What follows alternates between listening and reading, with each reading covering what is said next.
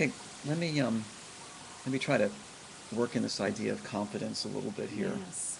Um, you know, we all go through periods where we feel connected and intimate with our loved ones and with our surroundings and with ourselves. And then we go through times that we don't feel quite as connected. Hmm. Um, and that's why you were starting to talk about confidence. And so I remember the Roshi I studied with for years, he had this idea. He said, well, you know, this idea of one breath mu.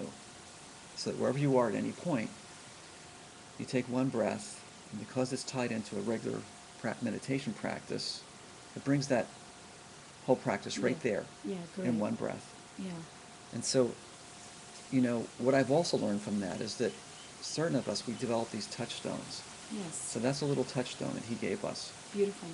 And in my own self, I remember in one of my moments, I came up with this idea of this is it. Okay. And so for many years, that became my touchstone. Uh-huh. That's a So, good one too. yeah. Hmm. So I was going to ask you how you feel about that concept of touchstones and what your touchstones I might be. definitely have touchstones just like that. I mean, I sometimes say, ah, so, or such as it is, right?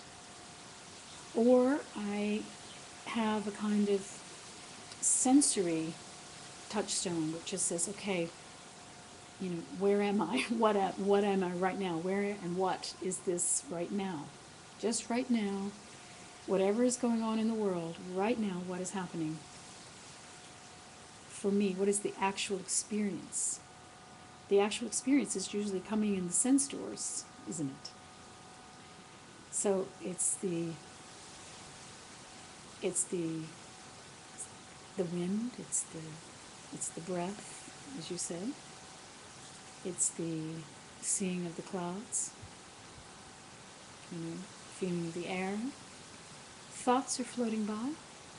All of it starts to feel very expansive. It's as though senses are just drifting through big space. And when I have that as a touchstone, it just opens up the lens, to wide angle. And then whatever the difficult bit that's going through, it's going through in the wide angle. It's not any less large itself. It's just happening in a larger context.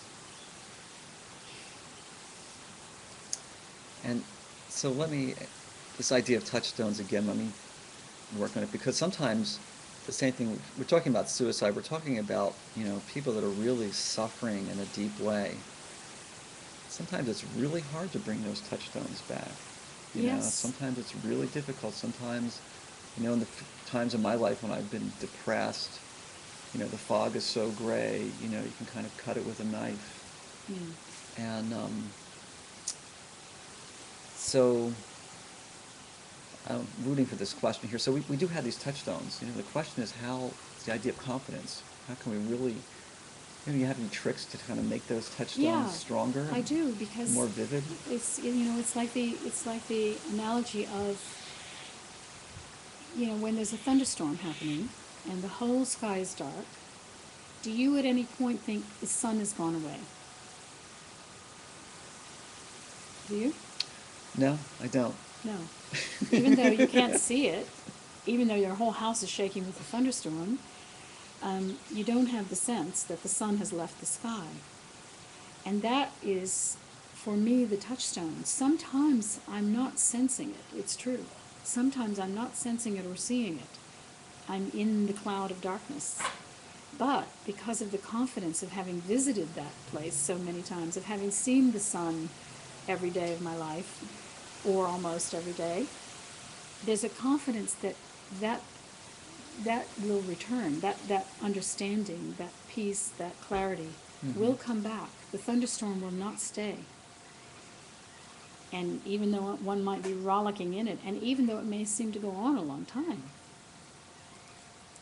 I'm, I am at the point where there's a confidence that knows it's impermanent.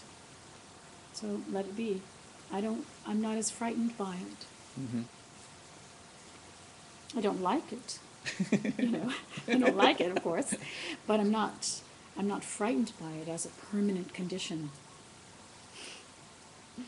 And that is very simply accessed through this returning of the awareness so many times, Mhm. you know.